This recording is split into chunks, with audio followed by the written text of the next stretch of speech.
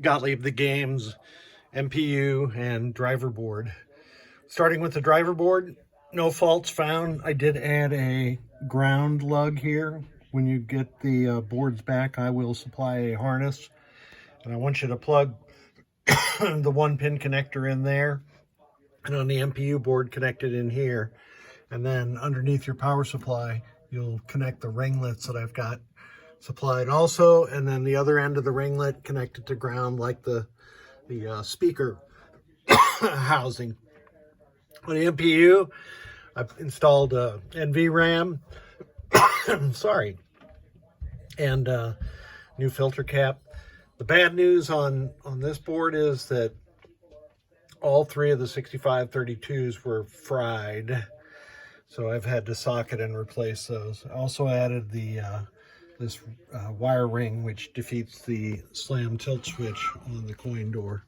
So let's put it into test, and you'll see it's in my Gottlieb Spider-Man. So boots right up. I've got one 7-digit display on my Spider-Man. You can see attract mode lights are active.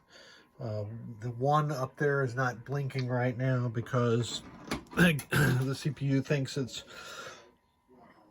excuse me, inside of the games. So we're doing a lamp test.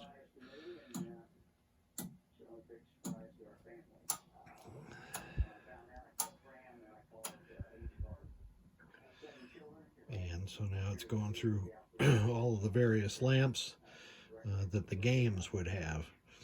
I did test this with a Spider-Man ROM set in there, and it works just fine. The next test is solenoid test. I'm sorry, I skipped. Let me get back to solenoid test. This is weird seeing a System 80A ROM in a System 80 game.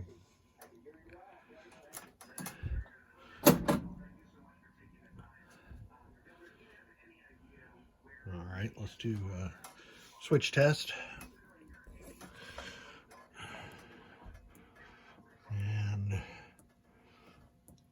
I'm going through all the switches in column 1. I'll skip 07 because that is the diagnostic switch. I know that's working, so all your switches are working fine. Here's a diagnostic switch, so I'll press it to advance to the display test. And so it's going through all the zeros. Now all the ones, that's good news. Got ones on both players. 1, 2, 3, and 4. That means the MPU's special circuitry to drive the H segment is working correctly. All right, and the last test is ROM test, and that is all good. So this board set is good to go. And I'm going to reboot the machine. And I'm going to get this back to its owner. Thank you so much for sending it.